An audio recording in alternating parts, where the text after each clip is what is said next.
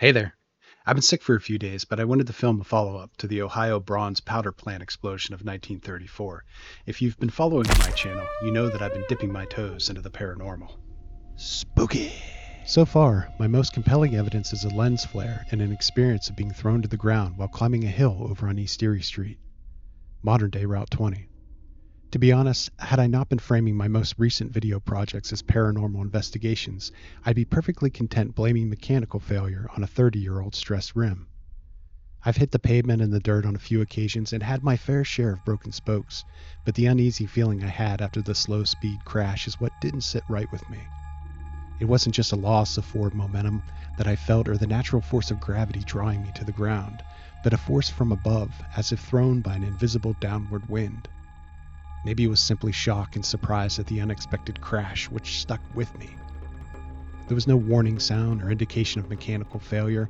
In fact, I'd checked all my spokes the evening before by running my fingers along both sides of both rims and strumming the spokes for tightness. 30 years of hill climbs, speedy descents, and rough terrain, yet there hadn't been a single broken spoke on my front rim, at least not that I can remember.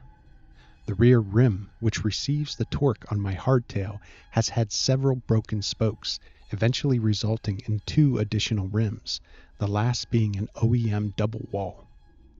A failure of the front rim could have happened anywhere and probably should have happened much sooner, at a much more dangerous speed or under much more taxing conditions. But it happened there. It was weird to me. The feeling of being shoved downward was even weirder. I filed it and moved on.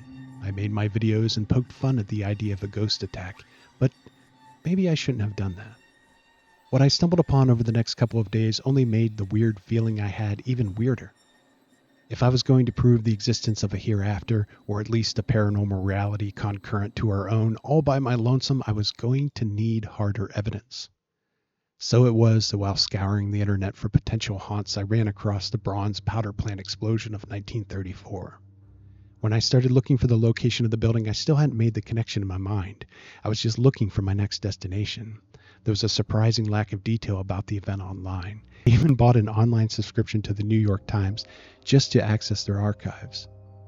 Still, no address for the explosion was listed.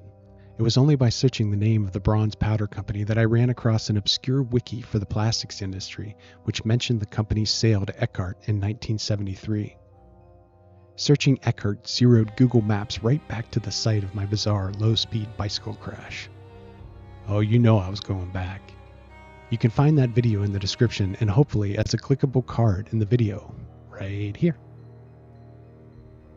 If you've already seen it, thanks for following and clicking that notification bell. If you're just rejoining us after getting all caught up, welcome back. Without further ado, here's the follow-up. I found a historical map of Painesville, Ohio at the Kent State University website. The different colors designate different building materials. It was a fire map from 1930. But if we zoom in here to East Erie Street, we see the location of Eckhart today. But back then, it was the Ohio Bronze Powder Company, and it's actually labeled. There was a second location over here in the corner of Chardon and Barnes, but I think that's an office building or a warehouse. The terrain is flat and doesn't match the photograph taken in 1934. In fact, if you zoom into that photograph taken post-blast, you can almost make out the Grand River here. Maybe a little indication of some white water as well. Given all of this information, I really think that the site of the explosion is the location on East Erie Street, shown on the 1930s map. The terrain matches.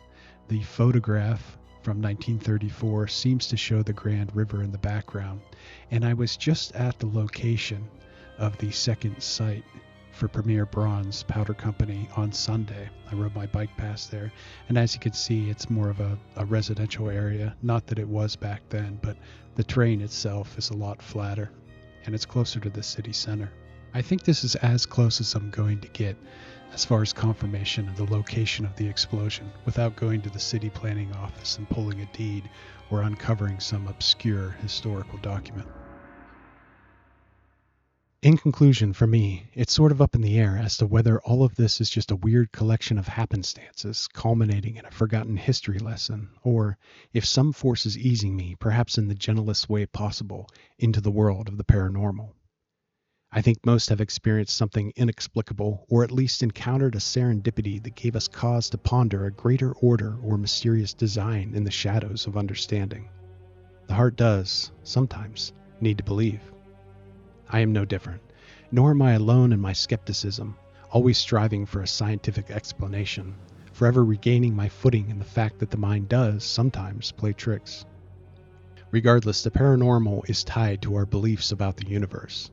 We cannot be alone amongst the stars. We cannot have overturned every rock here on our planet.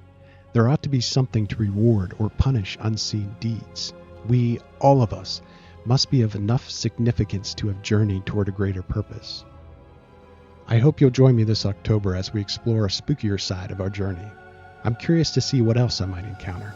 I hope you are too. Who knows, maybe we'll encounter something else which reignites imagination or challenges belief.